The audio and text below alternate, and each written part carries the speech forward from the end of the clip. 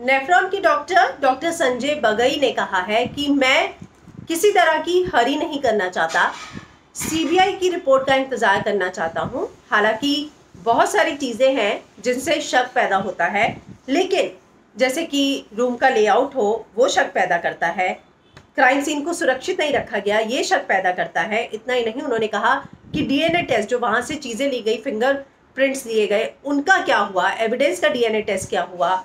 उन्होंने ये भी कहा कि जो ऑटोप्सी है वो डिले हुई है। ऑटोप्सी टाइम ऑफ डेथ नहीं, बल्कि जब बॉडी मिली है उसके बाद जो ऑटोप्सी हुई है डिले हुई है।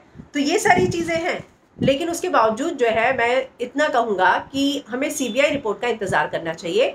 सबसे बड़ी बात कि क्या सुशांत का हेयर सैंपल लिया गया था, क्योंकि सिर्फ हेयर ही ऐसी चीज है बॉडी में जो एक सेंसिटिव इनफ रहती है even 90 after days of death, तो उससे जो है बहुत सारी चीजें पता चल सकती है।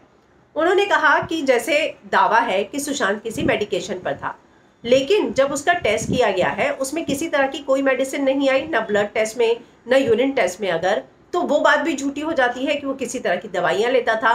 तो अपने आप जो बयान पब्लिक डोमेन में आ रहे हैं, जो बयान सामने आ रहे हैं, उसको लेकर भी बहुत सारे डाउट्स हैं, शक हैं, और इसीलिए मुझे लगता है कि सीबीआई की फाइनल रिपोर्ट का इंतजार करना चाहिए। मैं ऐसे कोई कंक्लूजन पर नहीं पहुंचना चाहता कि ये एक सुसाइड था या मर्डर था। तो जो नेफ्रॉन के चेयरमैन है डॉक्टर संजय बगई, उन्होंने इस तरह का बयान दिया है और उनको ये लगता है कि अगर सुशांत का हेयर सैंपल संभाल कर रखा गया है तो एक हेयर सैंपल ही ऐसी चीज होती है जो डेथ के 90 डेज बाद भी सच्चाई पता लगाने में काम आ सकती है। तो इस तरह का बयान आया है, तो जाहिर सी बात है उनका ये कहना है कि सीबीआई की फाइनल रिपोर्ट का इंतजार करना चाहिए, क्योंकि उससे बहुत सारी चीजें पता चलेगी सुशांत के शरीर में।